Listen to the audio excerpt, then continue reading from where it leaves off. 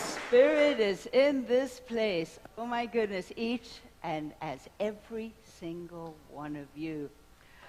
But right now I have the great privilege to introduce our speaker for this day. We are honored to have this wonderful woman visit us from the mainland. And here is the bio. So fasten your seatbelts, folks. Here it comes. This woman is a dynamic speaker, teacher, and licensed doubly ordained minister in both Centers for Spiritual Living and Unity. There's not many of them around, folks. Reverend Liz moved to Santa Fe, New Mexico in November of 21 and began her current ministry as senior minister with Unity of Santa Fe in December of 21. Prior to moving to Santa Fe, she served as the minister at Unity Fort Collins and Spiritual Center for Positive Living in El Dorado Hills, California. 6 years as the senior minister at CSL Tahoe Truckee and staff minister at CSL Newport Mesa. And 3 years as a mobile minister in Orange County in Canada. Oh my goodness, this woman has been busy. I mean, really, really, really busy. She gets around, but takes this all with her. She is a master communicator and presenter whose mission and passion is life to help people awaken to the truth of who they are as spiritual beings and to provide the tools necessary to live with more love, peace, joy, harmony, and freedom in all areas of your lives. Yes, she is passionate and highly skilled in leading growth workshops, teaching classes, using universal life principles, love, humor, and practical application in all that she does. Woo! Please welcome this wonderful woman, Reverend Liz Luoma. Yes, I got it right.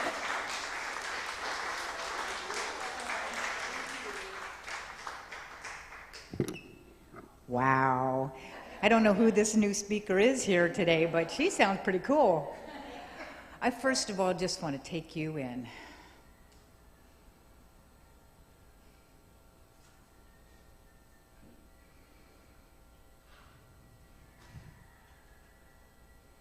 Wow. The divine is in this place. Spirit is in this place, and it's sitting in the seat where you're sitting. How did that happen? I want to thank Reverend Beverly. You are a bundle of fun. You did good. I mean, you got her. She's yippee-doo. By the way, I'm known as the yippee-doo minister, so Reverend Yippee-doo.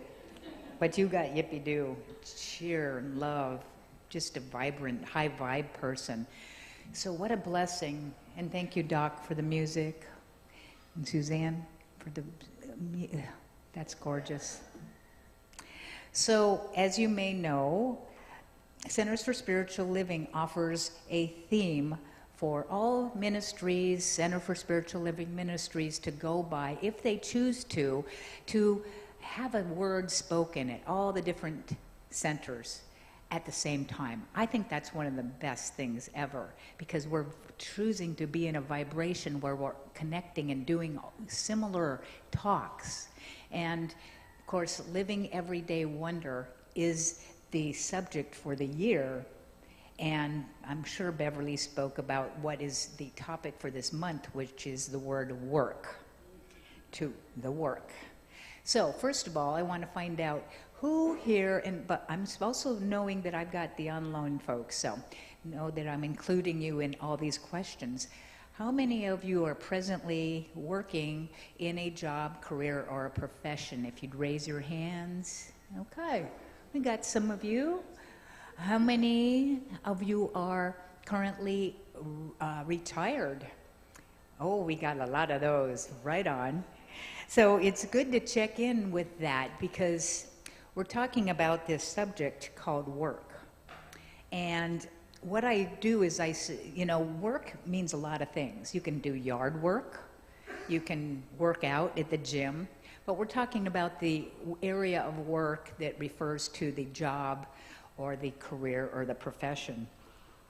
So how many of you have only had one job or career or profession in your time of being? Okay, we got a few of you. Cool. How many of you have had 3 or more careers? How many 10 or more? How many too many to count? Just saying. So why I bring that up is because I have learned a lot in my working experience. And if I have my notes in some sort of order or out of order, that's just a funny little thing that oh, there it is. It's right in front of me. So myself, I'm going to share with you a little bit about myself. Is that okay? Yeah, because you don't know me, and I can just tell you some things. So in my career life, I have started off with babysitting. Many of you may have started as a 14-year-old doing babysitting. I was a camp counselor. Then I worked in retail. My dad had a grocery store. So I, at 14, was doing cashier work. And then I became a deli manager, worked in produce. I've worked as a stock clerk in various department stores. I have been a manager of a women's fitness center. That was fun. I've been in manufacturing. I worked the night shift, 7 at night to 7 in the morning, winder operator for plastic strapping. And then I became a professional forklift driver. Loading and unloading, and that was a lot of fun because I had this Nissan I'd spin around and do wheelies and hopefully not drop a pallet of stuff. I was a child care counselor for abused and neglected kids in a residential group home. I was a substitute teacher for 6 years, kindergarten through 12th grade. That was like, I think that trained me more for ministry than anything. I worked at Amazon in a distribution center and also was a shipping and receiving manager. I worked at TSA, Transportation Security, where they're like for 1 month. I was like crazy. City bus driver. Learned to drive one of those big, long buses. So I've had a little variety, right? But they all had one thing in common. Guess what that is? Me? True that. And they all paid. They paid. They gave me money, some form of payment. So did I enjoy all of these avenues of work? Yes and no. And some parts, as you may enjoy parts of your work or career and not so much the others, right? However, I learned some really important things about this thing called work. I learned about the statement that nothing is anything until I make it something. I'm going to. Actually, it says right here, repeat. in case I forget. Nothing is anything until I make it something. I want you to repeat that with me. Nothing is anything until I make it something. Well, work, and my experience of work, is whatever I decide to make it. So, big example was this career or work. I was actually a substitute teacher by day and a minister by night because I needed something to pay the bills, $100 a day, and then I would do my spiritual teaching and workshops. I did not enjoy substitute teaching, and one day I was complaining about it to a prayer practitioner, Shem, and she looked at me and she said, "Liz, you need to love what you're doing." And I looked at her and I thought, nah. However, I do listen, and when Spirit speaks through others to me, such things, okay, loving what I'm doing seemed to be too big of a stretch for me. I was like, that just is like going from the basement to the penthouse in one swoop.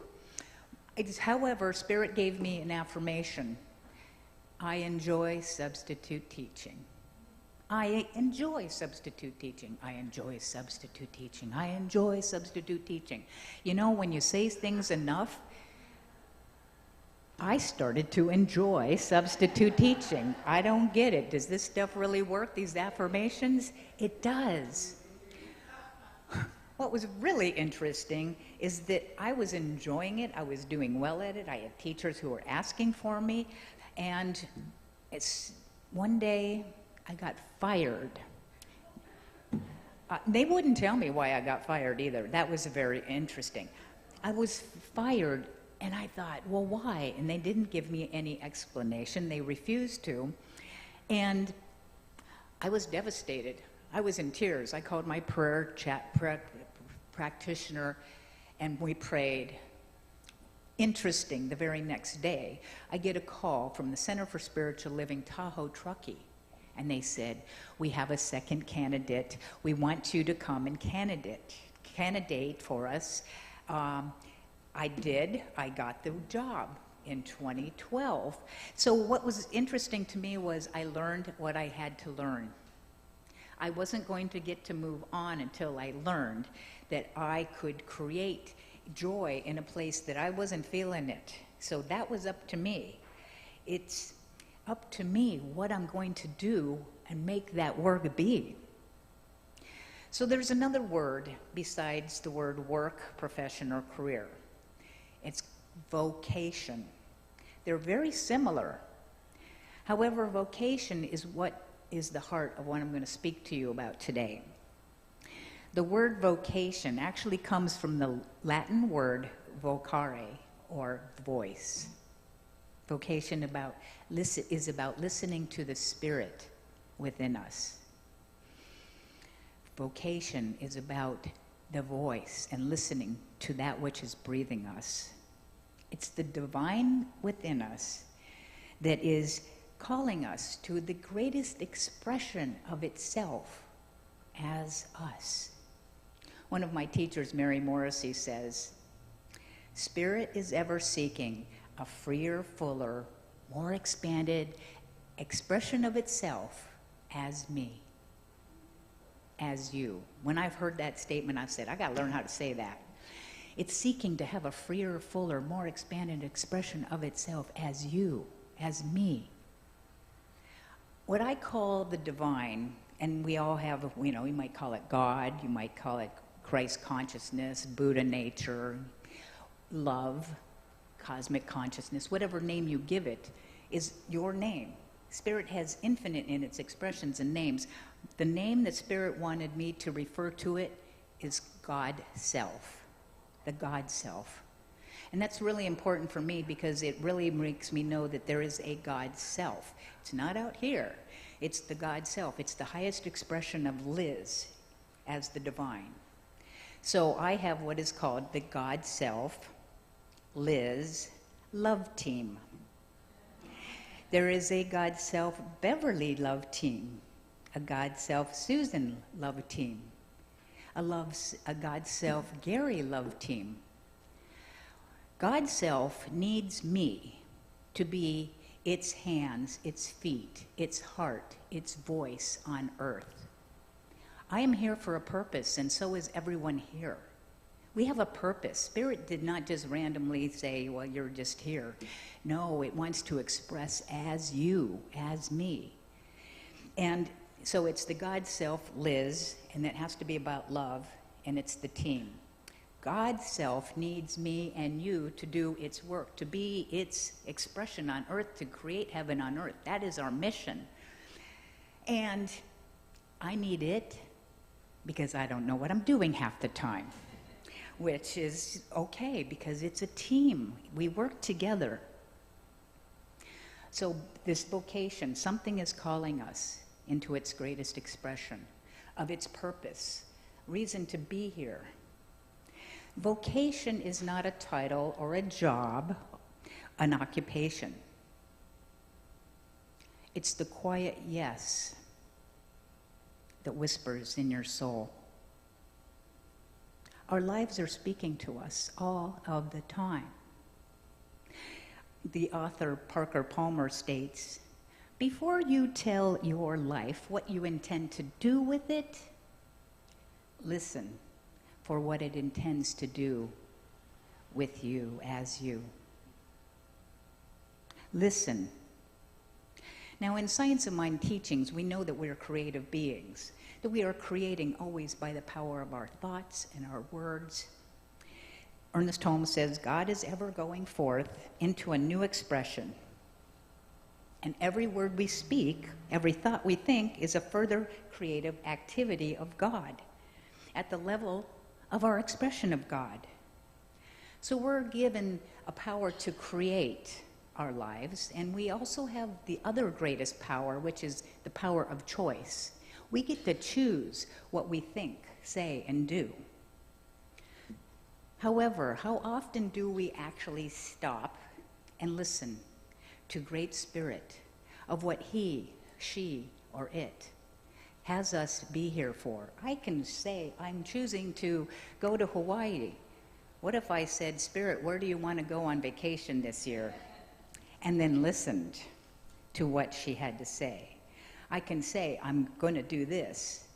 But do we take the time to listen to that still, small voice that's whispering? And we are not really trained in that. I wasn't trained in that.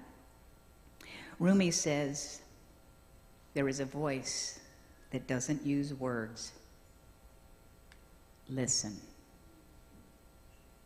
Listen. Are you listening? How many of you have an easy time listening to that still small voice amidst all the other thoughts and voices in our little heads, right? Would you like to know some easy ways or easier ways to tap in and tune in to the K-Love channel of God? Instead of the K-Fear, K-Doubt, K-Worry, I'm going to tap into the K-Love station. So I'm going to give you two ways. The first one is writing a letter to God. How many of you have heard conversations with God? Donald Neil Walsh. So you can do the same thing. This is one of the most powerful practices I've ever engaged in. To get a piece of paper and write out, dear God, God, self, spirit, whatever you call, I am seeking some answers, because Spirit wants us to know. This is a concrete way to get in touch.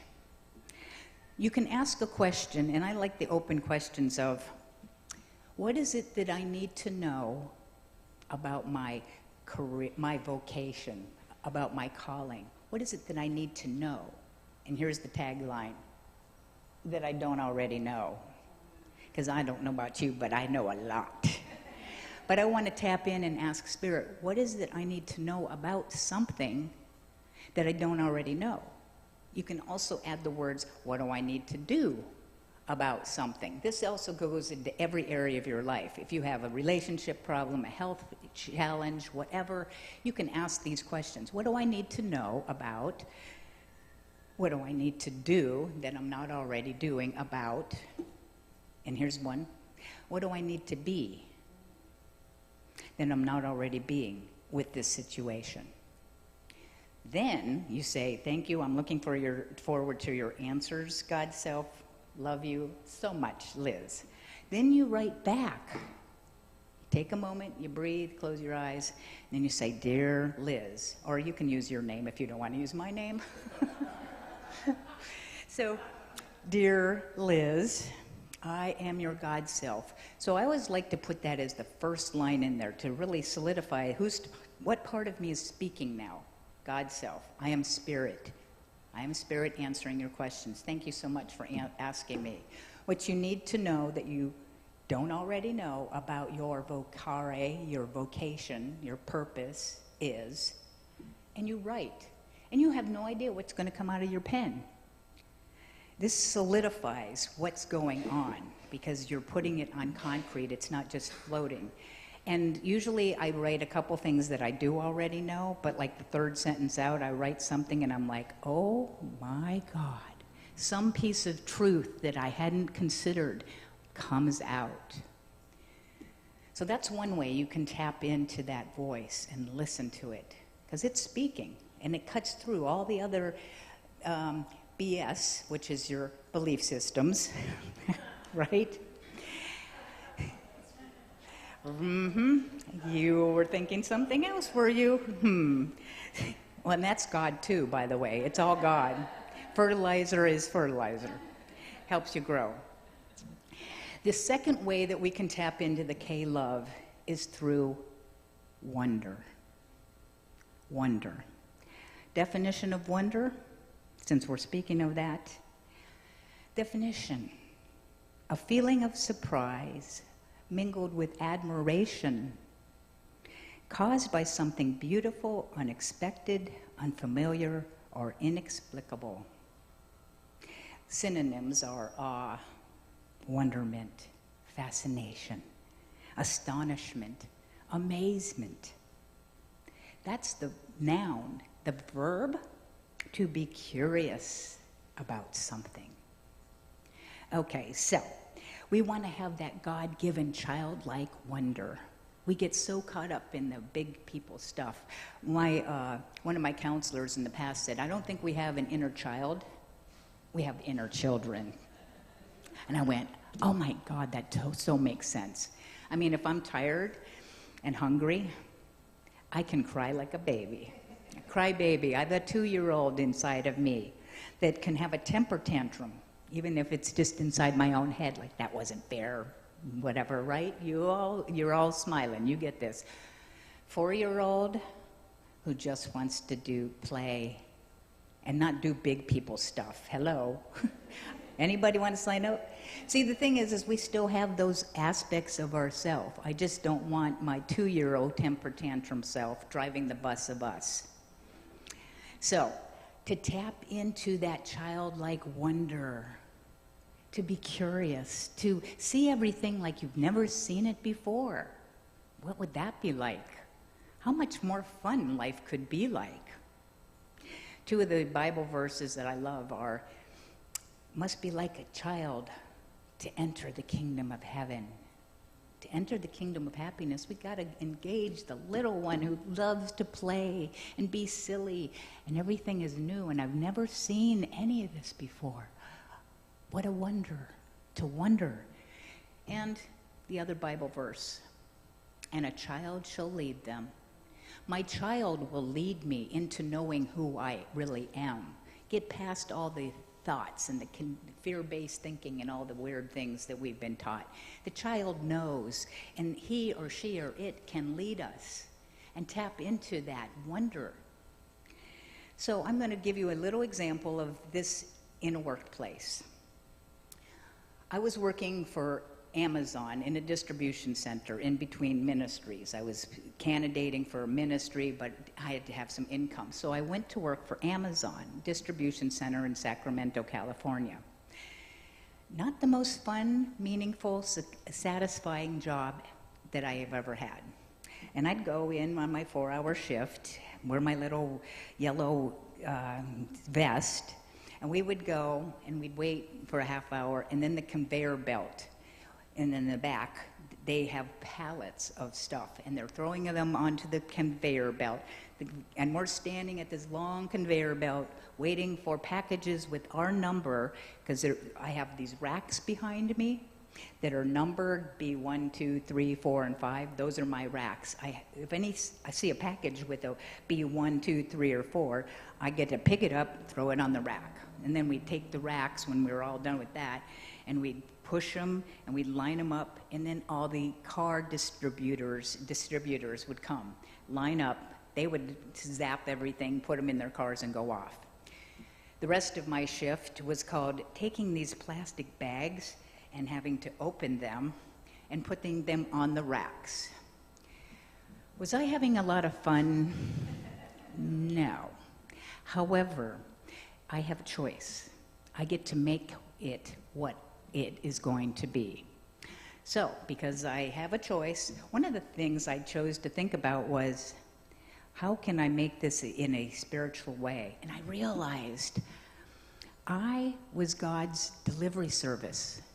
When Beverly prayed for something and said, or acclaimed something, I'm going to have that new toaster. I don't know but how did it get there? Through me. I got to be part of God's answer to all the people who were claiming that I wanted to have this. So I could see some spiritual meaning in what could have been a really meaningless job and trying to make it more fun. By the time of my 6 months of there, I had learned how to have fun at my work. One thing, I got to put the little piece in my ear and listen to some music, so I was jamming out to my rock and roll music, putting these bags up. I'm like, okay, I created fun out of this. The second thing was the conveyor belt thing, which was kind of humdrum, but you had to kind of keep on top of it. I liked to go to where it just, everything came out the chute, because the people who were standing at the chute got to push it to one side or the other. So I was so active. I'd always get, when I got to work, I went, I'm going to get to that spot, because it was more active and my inner child likes to be about it. So I was able to create fun, wonderment, joy, and some sort of satisfaction and fulfillment in a workplace. That's what we have the ability to do. You can do this as well. So here's the 2 ways that you can do this. Write that letter to the divine. She, he, it will write you back and tell you things that you'll be like, ah. Plug in, whether you're retired or you're in a career. A vocation is not something that you quit. Vocation is not something that you retire from, that you get paid for, that you have sick time from. It's not something you have to do. Your vocation is you. It is you, your purpose of being here. I used to have an affirmation about what my perfect work was going to be, and then Spirit said, my affirmation is, I am God's perfect love and work in the world. I am the open channel of and as God's perfect love and work in the world. Now, I didn't know what that really meant, but Spirit gave me that, and I went, okay, I'm going with it, because that's what Spirit gave me. One of the best quotes that I've ever heard about vocation: the secret of success is making your vocation your vacation. Right? Mark Twain said that. The secret of your success is making your vocation your vacation. I'm on vacation. I'm doing my vocation with you. Yeah, it is what I delight in. It's wonderment to have that curiosity. Vincent van Gogh, my last 2 quotes. Your profession is not what brings home your paycheck. Your profession is what you were put on earth to do, with such passion and such intensity that it becomes spiritual in calling. And the final one: in a world so torn apart by rivalry, anger, and hatred, we have the privileged vocation to be the living signs of love that can bridge all divisions and heal all wounds. Henry J.M. Nguyen. We are God's love and work in the world. Breathe that in. Know that when we mix the wonderment and the love and the passion of things that just make us sing, along with service, we have to go within first, know who we are, know what we love, and then know that there's a need out there for that. Sometimes it's just that need for companionship, someone who can listen. It doesn't have to be a big thing, but you have something special that is needed in the world. And I thank you for being here, bringing the gift of you, God's love and work into the world. You're beautiful, and I celebrate the gift and wonderment of you. And so it is.